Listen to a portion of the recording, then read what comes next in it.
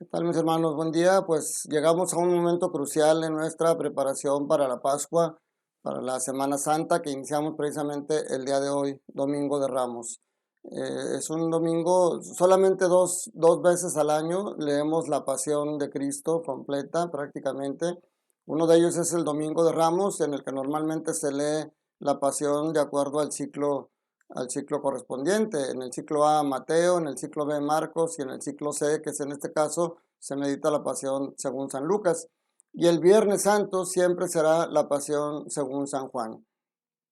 Entonces es una lectura muy larga. Los invito, digo, no va a ser posible que les ponga todo el texto en Facebook como acostumbro, porque es mucho más larga de lo que otras veces vienen lecturas largas. Yo les voy a poner ahí los textos, las citas bíblicas, para que ustedes la buscan y la leen. De hecho, es importante que la lean. Leer la Pasión de Cristo debemos de hacerla con cierta continuidad y meditarla. La hemos meditado muchas veces y cada vez nos deja algo diferente. En esta ocasión yo voy a un poco a centrar primero la meditación en las diferencias que tiene Lucas conforme a los otros evangelios sinópticos, porque Lucas pues se le llama el evangelista de la misericordia, y hoy vemos cómo, aún siendo un relato tan duro como la pasión, está presente la misericordia que Lucas, el toque de misericordia que le da Lucas a la presencia de Cristo, a la presencia de Dios. Ya el viernes vamos a meditar de otra manera más profunda todo lo que es en sí la pasión. La primera lectura está tomada de Isaías capítulo 50, versículos del 4 al 7. Y la segunda lectura es de la carta a los Filipenses capítulo 2, versículos del 6 al 11. El Evangelio de Lucas es prácticamente el capítulo 22 y 23, o sea, es todo lo que es la pasión. Se omiten algunos versículos. Yo les voy a poner ahí el texto de cuáles son para que los busquen, pero yo les recomiendo que la lean completa. Las dos lecturas primeras ya ponen en contexto lo que va a ser el Evangelio, porque la primera lectura, el capítulo 50 de Isaías, es un himno de esperanza ante el dolor y las tinieblas. Nos dice que el Señor nunca deja sin palabras de consuelo a aquel que lo necesita, y para eso el profeta dice: el Señor me ha dado una lengua experta para que pueda confortar al abatido con palabras de aliento. Ustedes pueden decir: bueno, pues es que yo no sé hablar bonito, yo no me acuerdo qué decirles, no sé qué decirles a las personas. Yo les digo a veces en mi parroquia: ustedes que vienen todos los domingos a misa, imagínense durante el año cuántas veces vienen, y cuando vienen alguna semana. Lo que pasa es que a veces venimos a misa y estamos oyendo nada más, vamos a oír misa y no escuchamos atentamente. Dice aquí, la segunda parte de esta lectura dice: mañana tras mañana el Señor despierta mi oído para que escuche yo como discípulo. El Señor me ha hecho oír sus palabras, y yo no he puesto resistencia ni me he echado para atrás. O sea, si tú vas a misa y estás realmente escuchando, no oyendo, escuchando como discípulo que quiere entender, no aprenderse de memoria, sino que quieren entender y conocer el mensaje de Dios en tu vida. Cuando tú tengas una persona que esté sufriendo, que esté abatido, te van a salir las palabras. Tú no vas a saber ni de dónde, porque dice la palabra de Dios: será el Espíritu quien te haga hablar, quien te guíe. Pero tienes que escuchar con oídos de discípulo, porque de otra manera, pues sí, no, te entra por un oído y te sale por otro. Y luego Isaías hace una profecía de la pasión, y habla también de las dos cosas. Primero, el dolor. Dice: ofrecí la espalda a los que me golpeaban, la mejilla a los que me tiraban de la barba, y no aparté mi rostro de los insultos y salivazos. O sea, obviamente está refiriéndose aquí a Cristo, el sufrimiento que va, pero también presente. Por eso les decía, es un canto, es un himno de esperanza ante el dolor, porque ante eso dice: pero el Señor me ayuda, por eso no quedaré confundido. Por eso endurecí mi rostro como roca, y sé que no quedaré avergonzado. Esa es la confianza que tenemos ante el dolor, ante el sufrimiento, de que no lo sentimos solos, de que el Señor está con nosotros. Y la segunda lectura también nos sigue poniendo en contexto con este tema importante de la pasión. En la carta a los Filipenses, eh, nos pone dos situaciones a meditar. Primero, la disposición de Jesús para cumplir la misión para que le fue encomendada. El abajamiento, la kenosis. Él dice, no consideró que debía aferrarse a las prerrogativas de su condición divina. O sea, nosotros fuimos creados a imagen y semejanza de Dios, pero el pecado hace distorsionar esa imagen y esa semejanza y nosotros la distorsionamos con el pecado de nuestra vida. Pero ahora Jesús se hace semejante a nosotros para devolvernos esa dignidad y esa semejanza a Dios. Entonces, la primera es esa disponibilidad. Tomando la condición de siervo, se hizo semejante a los hombres, y así hecho de uno de nosotros, se humilló a sí mismo. Y fíjense cómo dice, por obediencia aceptó incluso la muerte, y una muerte de cruz. Les digo, están preparándonos estas lecturas para la meditación de la pasión, pero al ser obediente, al aceptar esa muerte de cruz, pues él tiene el premio, por llamarlo así, o la consecuencia positiva de las acciones. Dice, por eso Dios lo exaltó sobre todas las cosas y le otorgó el nombre que está sobre todo nombre, para que toda rodilla se doble ante el nombre de Jesús. Y pues bueno, el Evangelio, como les decía, es la pasión según San Lucas. Aquí empieza, empieza diferente, pero yo más bien lo que les decía, no quiero meterme, que aún así nos vamos a llevar un ratito en detalles. Quiero meterme en los detalles de la misericordia que Lucas presenta en su versión. En el Evangelio de Mateo y de Marcos, Jesús les dice que lo van a abandonar. Les dice, ustedes se van a dispersar cuando yo sea atrapado, como las ovejas se dispersan ante la presencia del lobo. Lucas no menciona eso. Lo que Lucas dice en lugar de eso, le dice a Pedro, Satanás ha pedido permiso para zarandearlos, pero yo estoy orando por ti, para que tu fe se fortalezca y una vez convertido, conviertas a tus hermanos. Entonces, fíjense cómo en lugar del reproche que viene, que lo van a abandonar, él habla de que está orando con fe por Pedro para que él sea fuerte. También en el huerto, Lucas muestra, es el único que muestra a Jesús, que esa noche del huerto de Getsemaní, muchas veces lo pasamos de noche como un acontecimiento de paso nada más, pero es tan importante porque ahí se ve ese abajamiento de Jesús, ese grado de humanidad que adquirió, que estaba angustiado, con una angustia de muerte, con ese temor a la muerte, que incluso Lucas dice que sudaba gotas de sangre. Lucas era médico y sabía bajo condiciones extremas de presión se pueden romper algunas venitas y hacer que salga sangre como sudor.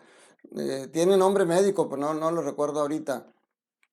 Pero Lucas, a pesar de mostrar ese momento tan duro que está pasando Jesús, dice, es el único que menciona que un ángel del Señor baja para darle consuelo. O sea, se fijan cómo sigue apareciendo la misericordia. Finalmente, cuando lo aprenden, cuando llegan los soldados y lo agarran, los tres evangelistas sinópticos hablan de que uno de los discípulos ataca y le corta la oreja a un soldado. Pero Lucas es el único que dice que Jesús cura al soldado en ese momento.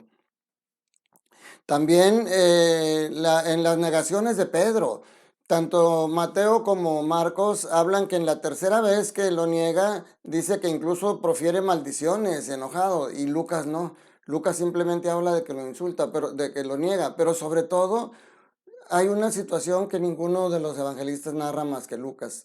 Dice Lucas que cuando Pedro lo niega 3 veces, voltea a ver a Jesús y ve que Jesús lo está mirando.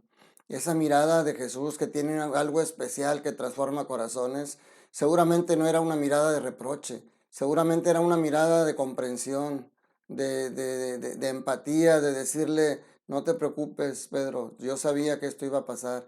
Pero imagínense la culpa de Pedro, que sale y se va llorando. En la pasión, en la pasión de la película de Mel Gibson, esta escena a mí me encanta porque nos presenta cómo Pedro sale llorando, sintiéndose culpable por haber negado a Jesús. Y se encuentra con María, la madre de Jesús, que lo abraza. Y Pedro llorando le dice, madre, lo he negado, lo he traicionado. Y María lo consuela. María le dice, no te preocupes, Pedro, él sabe cuánto lo amas. Esa escena es hermosa, por supuesto que no es bíblica, pero es muy probable que pudo haber pasado algo así. Después en la cruz, las palabras de Jesús, las primeras palabras de Jesús que presentan los evangelistas Marcos y Mateo dicen, Elí, Elí, lema sabactani, Dios mío, ¿por qué me has abandonado? Lucas no presenta esa expresión. Lo que Lucas presenta es que Jesús dice, Padre, perdónalos porque no saben lo que hacen. Esa misericordia presente todavía en el momento de la cruz. Y Lucas es el único que presenta a Jesús ante Herodes. Mateo y Marcos lo presentan en el juicio ante Pilatos, pero no ante Herodes. Y Lucas sí lo presenta. Quiere mostrar cómo Jesús es presentado a las dos máximas autoridades del momento y sobre todo la actitud diferente que tiene Jesús con los dos. Dice que Herodes lo recibe con gusto, pero con morbo. Él quería ver un milagro. Había escuchado tanto que quería ver un milagro. Incluso lo insultaba, le decía que quería que transformara el agua en vino o que hiciera un milagro. Jesús, mira, silencio. Ni una letra. Jesús no abrió la boca ante Herodes. Pues Herodes se enojó y se lo regresa a Pilato. En cambio, con Pilato sí hace un diálogo Jesús, porque Pilato no era más que un simple cobarde. Pilato sabía que Jesús era inocente. 3 veces quiso dejarlo libre, pero la multitud no lo dejaba porque lo presionaba. Y Pilato, aunque dice me lavo las manos, pues realmente cumple los caprichos de la gente por miedo a perder su puesto y a perder su autoridad. Pero él sabía que Jesús era inocente. Quizás por eso Jesús lo ve con cierta condescendencia y sí mantiene un diálogo con él. Y luego también en la cruz, Mateo y Marcos dicen que los dos criminales que estaban a su lado, los dos lo insultaban. En cambio, Lucas presenta este pasaje tan hermoso que nos da mucha esperanza a todas aquellas personas que de repente dicen, es que no puedes decir que una persona se fue al cielo porque casi nadie se va al cielo directamente porque todos vamos pecadores. Pero miren, este hombre en la cruz era un criminal, eran dos criminales junto a Jesús, uno lo insultaba y el otro lo defendía. El otro le decía, nosotros justamente estamos sufriendo, pero este hombre es inocente, ni aún en la cruz, en la muerte le temes a Dios. Y luego se voltea con Jesús y le dice, Maestro, acuérdate de mí cuando estés en tu reino. ¿Y qué le dice Jesús? Esas hermosas palabras que quisiéramos nosotros oír en el momento que nos toque partir de este mundo. Jesús le dice a un criminal, no era el buen ladrón como piadosamente le llamamos, a un criminal, Jesús le dice, en verdad te digo que hoy estarás conmigo en el paraíso. Jesús abrió las puertas del cielo para una persona que según nuestros criterios humanos diríamos, ese no tiene perdón, ese no puede entrar ni siquiera al purgatorio, pues Jesús le abrió las puertas del cielo. Así como nosotros no podemos decir que todo mundo que se muere se va al cielo, tampoco podemos negar esa posibilidad. Y eso es solamente Jesús el que lo puede decidir. En la cruz también al morir, Lucas es el único que pone esas palabras de confianza de Jesús y de entrega a su Padre, donde le dice, Padre, en tus manos encomiendo mi espíritu. Entonces, hay algunas otras más diferencias, pero ya de hecho en la misa se recomienda que sea una homilía muy corta, muy breve, porque las lecturas son largas. Pero aquí todavía pudiera mencionar muchas cosas más, pero hay dos cosas más que quisiera mencionar. Primero, Jesús les decía, la verdad los hará libres. Y cuando ellos le decía a la gente, nosotros somos hijos de Abraham y nunca hemos sido esclavos, Jesús les decía, cuando eres esclavo del pecado, entonces no eres libre. Y aquí lo vemos precisamente estando Jesús atado frente a Pilato. Jesús era un hombre libre y Pilato era un hombre esclavo. ¿Por qué? Porque Jesús pudo haberse librado de estar ahí y Jesús con su libre albedrío aceptó estar en ese momento. Jesús con su libertad, con pleno uso, aceptó estar ahí. En cambio, Pilato quería dejar libre a Jesús. 3 veces lo intentó y sin embargo no lo dejó porque era esclavo de su ambición, esclavo de su poder, esclavo de su autoridad que no quería perder y por eso prefirió lavarse las manos y dejar que mataran a Jesús.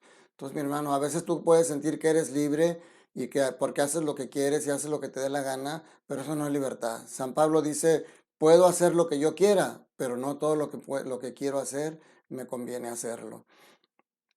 Y lo último que quisiera meditar, mis hermanos, es la traición.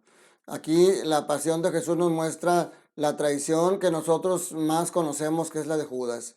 Judas traiciona a Jesús porque va y dice, ¿qué me dan si lo entrego? Y acuerdan con darle 30 monedas, aunque Lucas no presenta ese detalle. Sin embargo, hay otra traición que también hemos meditado, que es la traición de Pedro. Pedro lo niega 3 veces y eso es una traición. Y podremos decir, de acuerdo a los otros evangelistas, que si todos lo abandonan, pues también lo están traicionando. Pero yo quiero centrarme en estos dos personajes porque para particularizar la diferencia de lo que les he dicho, de no es lo mismo caer en el pecado que vivir en el pecado. Los dos, tanto Pedro como Judas, traicionan a Jesús. Los dos se arrepienten, porque Lucas, aunque no lo manifiesta aquí, los otros evangelios sinópticos nos dicen que Judas va y regresa las monedas y dice, he entregado a un inocente, o sea, y Pedro llora amargamente después de haberlo negado, o sea, los dos lo traicionan y los dos se arrepienten. La diferencia está en lo que hacen después. Mateo nos habla de que Judas va y se cuelga en un árbol. Hechos de los Apóstoles nos habla que se despeña y que muere, que se le parten las entrañas. El chiste es que